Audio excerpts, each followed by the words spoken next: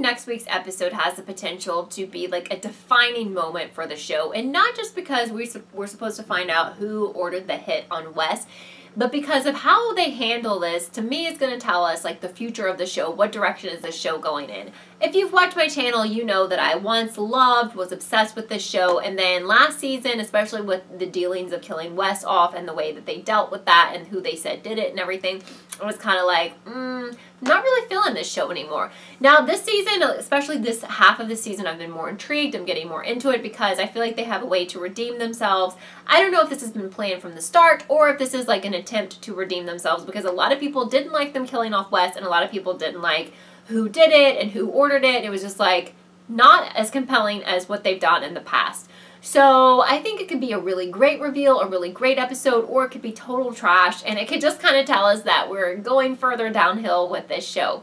But I know that probably some of you, if not all of you, are watching because you want to know who I think killed Wes or ordered Wes to be killed, how it all played out. So I've been saying over the past few weeks that I think that there's a lot more going on here than just somebody didn't want Wes to be with Laurel or to be her baby's father or to possibly marry her or whatever. I refuse to believe that this is about racism and that Laurel's mom is the one who, you know, ordered the hit, and she was like, well, if he won't take the $100,000 or whatever because I'm racist, then I'll just have to have him killed.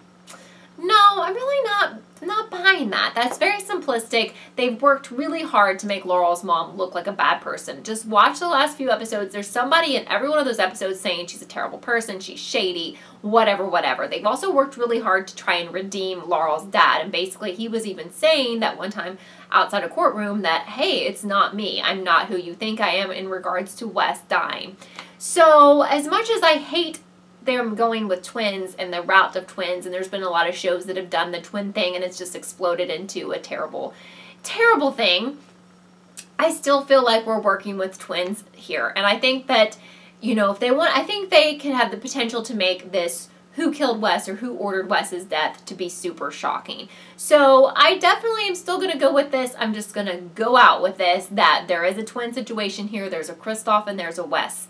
Whether they know about each other or knew about each other, I don't know. But we know that Kristoff had a relationship of some sort with Dominic that wasn't hostile, wasn't forced. I mean, the way that he had that phone call to me was one of the biggest pieces of this puzzle and one of the biggest pieces of information to finding out the resolution of how and why Wes died, is that Kristoff either had a working relationship with Dominic or a friend relationship with him, but they were not enemies. I mean, something doesn't fit into place here if you're trying to tell me that was Wes making that phone call and then a little bit later Dominic kills Wes, but he doesn't even call himself Wes. Now, maybe if he never called himself Kristoff, I might buy into that, but they said that for a reason. I'll say it again. I've said it a million times. They had him identify himself as Kristoff because he's a different person. So therefore, I think the mom, the mom, Kristoff, and Dominic were in from, let's throw it back to Scream Queens, cahoots, okay? All these people working together. How do we explain the relationship?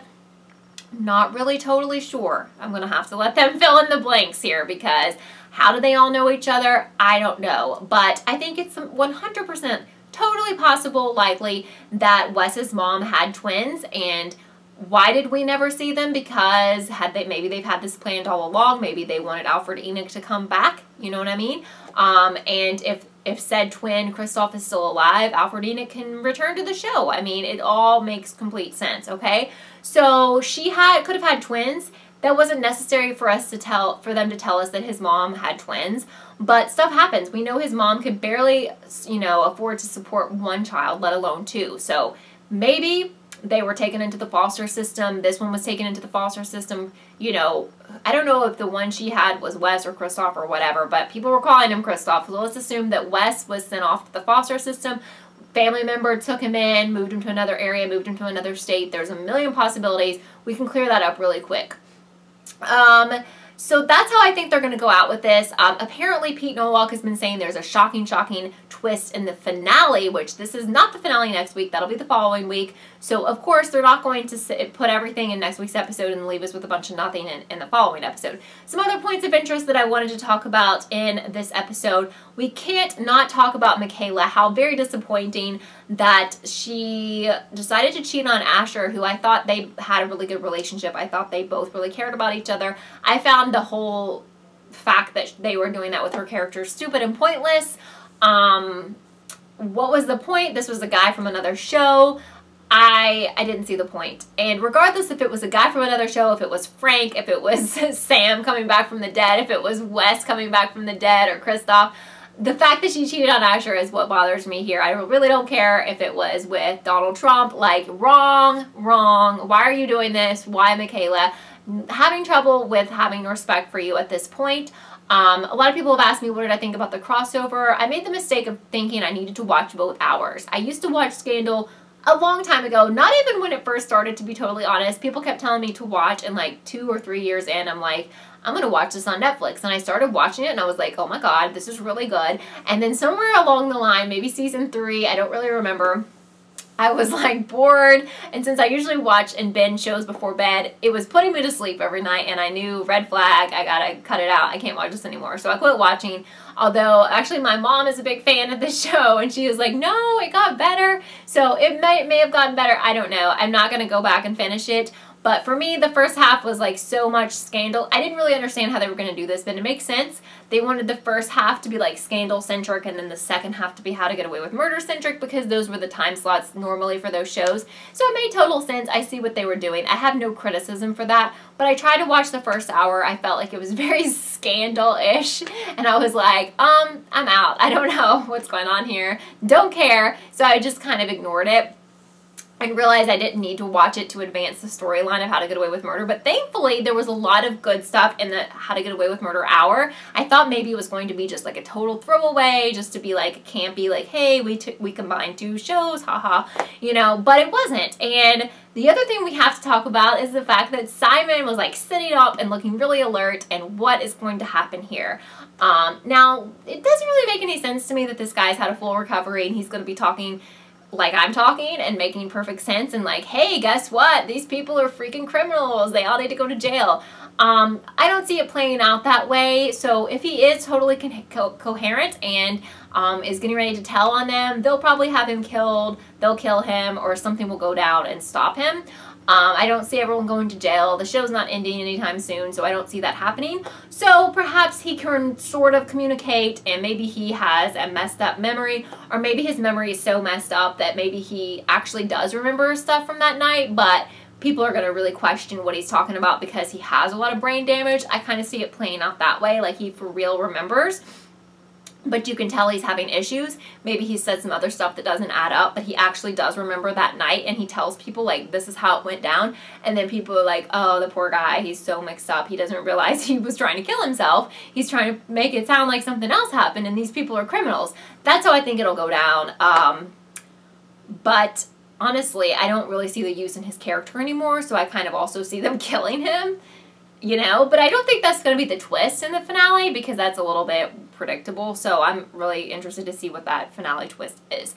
So, if you don't, again, I've said this like 400 times, but if you don't believe Wes has a twin, you don't believe he's really alive, never died, what do you believe? I really wholeheartedly 100% do not subscribe to the fact that Wes's mom is the hitman, because they've made her look like the hitman. Not the hitman, but the person who ordered the hit.